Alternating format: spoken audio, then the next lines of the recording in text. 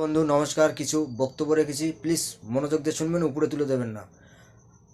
আমাদের প্রত্যেকের শরীরের মধ্যে তিনটে মানুষ বাস করে, যে খারাপ জিন আর ভালো জিন আর একটা উপদেশ দেওয়ার জন্য একটা জিন বাস করে। আমাদের তিনটে শরীরের মধ্যে বাস করে, কিন্তু আমরা আমরা সেই খারাপ জিনিসটাকে নিয়ে নাড়াচাড়া করি বলে তাই খারাপ আত্মা জিনগুলো জেগে ওঠে মনের মধ্যে, তাই আমরা মানুষের সঙ্গে এরম দুর্ব্যবহার করতে থাকি।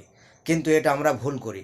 আমরা যে শরীরের মধ্যে যে ভালো জিনটা রয়েছে তাকে যদি আমরা জাগিয়ে তুলি, তাহলে দেখবে খারাপ জিনগুলো আস্তে আস্তে বসে যাবে, মন্তব্য আসবে না, জাগবে না শরীরের মধ্যে।